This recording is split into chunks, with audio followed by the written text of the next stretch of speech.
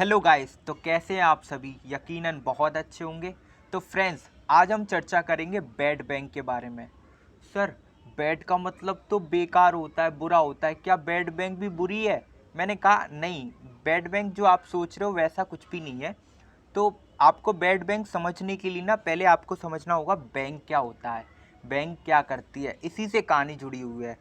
देखो, जैसे कोई ये बैंक है, सपोज एसबीआई बैंक, हमने इसको मान लिया। तो इस बैंक के पास पैसा कहाँ से आता है? मैं कहूँगा जो आम जनता होती है ना, वो इस बैंक में पैसा जमा करती है। सर जी, आम जनता बैंक में पैसा क्यों जमा करती है? पैसा इसलिए जमा करती है, ये बैंक कहती है आप मेरे पास पैसा जमा करो, मैं आपको इंटरेस्ट लगाकर बाद में 1 साल बाद आपको ज़्यादा पैसे दूंगी। सपोज इस इंसान ने इसमें 1,000 रुपये जमा किए, तो बैंक ने कहा मैं 1 साल बाद आपको 5% इंटरेस्ट लगाकर आपको 1,050 रुपये दूंगी। ठीक है, सही बात है। तो 1,050 रुपये बैंक ने इसको वापस कर दिए। अब बैंक के पास आ गया पैसा। आप ये सोच रहे होंगे ये बैंक पैसा ब्याज लगा के दे रही है, क्या ये अपनी जेब से दे रही है? इसकी कमाई कहाँ से होती होगी? चलो इसी को समझते हैं। जैसे कोई ये बिजनेसमैन पर्सन है, इसको स्टार्टअप करना है या फिर कोई कंपनी खोलनी है या इन्वेस्ट करना चाहता है, तो इसको चाहिए लोन। तो ये बैंक के पास आता है कि साहब मुझे लोन दे दो। अच्छा, बैंक पूछती है कितने रुपए का लोन चाहिए? ये कहता है सर जी मुझे तो 500 करोड़ रुपए का लोन चाहिए। कितना? 500 करोड़ रुपए का लोन चाहिए। तो बैंक ऐसे ही लोन तो थोड़ी ना देती है, बैंक उसके एवज में कुछ गारंटी के रूप में कुछ दे लेती भी तो है। तो बैंक ने कहा हम लोन तुम्हें दे देंगे, आपको कुछ गारंटी के रूप में जमा करना होगा। तो इस आदमी ने क्या है, अपने घर की प्रॉपर्टी वगैरह है जो इस बैंक में गारंटी के रूप में जमा कर दी, और इस बैंक ने इसको 500 करोड़ रुपए लोन दे दिया और कहा कि आपको इतने टाइम पीरियड में, इतनी किस्तों में 10% ब्याज दर से आपको ये लोन चुकाना है। ठीक है, ये तो बहुत अच्छी बात रही कि बैंक ने तो इन आम आदमी को 5% की ब्याज दी, जबकि ये बिजनेसमैन पर्सन से 10% की ब्याज वसूल रहा है। आप ये कहोगे ये तो बड़ी सही बात है, इस तरीके से तो 5% का कमीशन बैंक खुद कमा रही है। हाँ, ये तो सही बात है। पर दिक्कत कहाँ आ जाती है साहब? दिक्कत ये आ जाती है कि ये जो पर्सन है, बिजनेसमैन पर्सन, इसको कभी बिजनेस में घाटे की वजह से या कोई कंपनी के घाटे की वजह से इसकी कंपनी डूब जाती है, तो जिसको ये किस्त जो बैंक में जमा करनी थी वो ये जमा नहीं कर पाता है।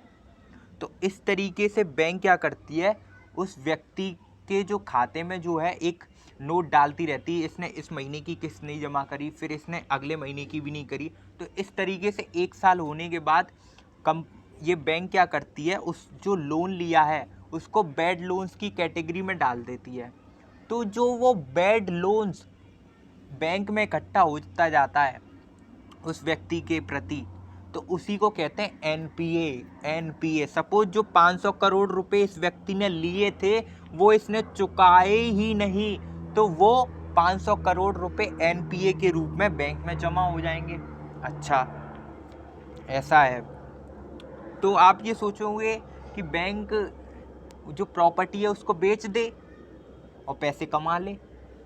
तो साहब क्या होता है कि बैंक का काम ये थोड़ी ना है कि वो दुकान खोल ले कि इसकी प्रॉपर्टी ले लो, उसकी प्रॉपर्टी कर ले लो।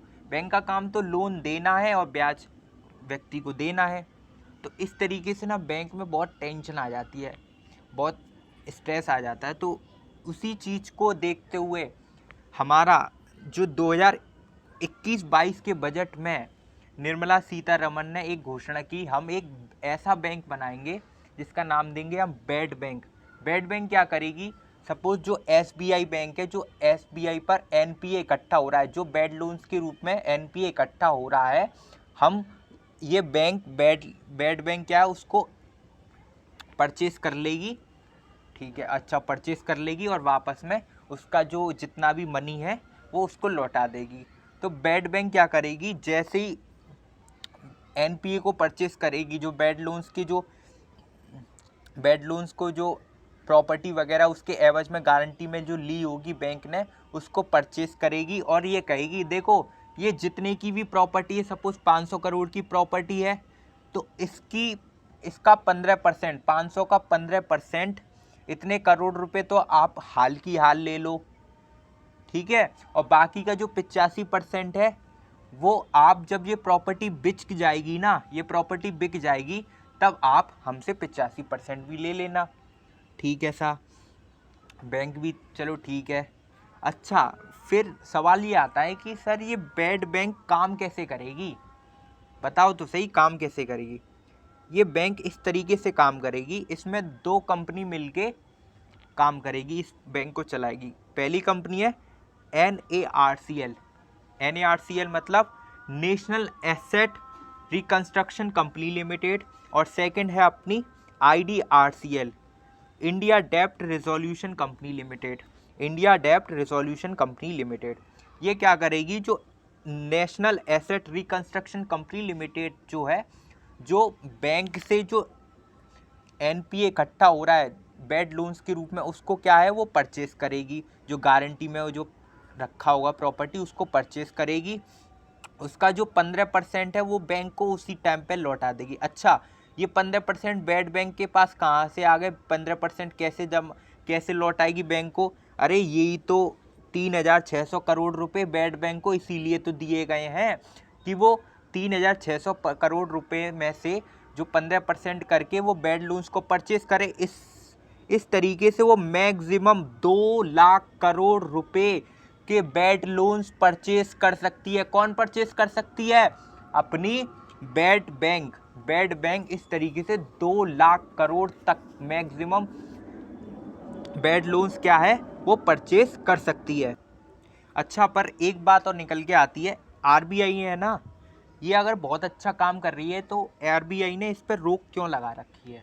आरबीआई ने रोक इसलिए लगा रखी है, जब ये 2 कंपनी मिलके बैड बैंक बनाएंगे, तब मान लो कि ये बैड बैंक फेल मार गई, तो हम पकड़ेंगे किसको? जिम्मेदारी कौन लेगा? कि NARCL लेगा या IDRCL लेगा? National asset reconstruction limited company इसका जिम्मेदारी लेगी या IDRCL? तो इस बात पे की वजह से ये बैड बैंक अभी तक नहीं बनी है, पर लेकिन भविष्य में ये माना जा रहा है कि NARCL को ही इस कंपनी का पूरा मालिकाना हक दिया जाएगा।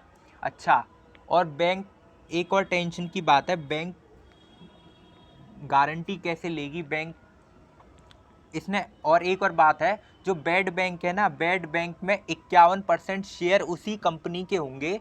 51% शेयर बैड बैंक में, 51% शेयर उसी बैंक के होंगे जिस बैंक का वो एनपीए परचेस करेगा, जिस बैंक का वो बैड लोन्स परचेस करेगा। अच्छा, ये तो बढ़िया बात है, फिर तो कोई दिक्कत वाली बात नहीं है। अच्छा, thank you for watching, like and subscribe.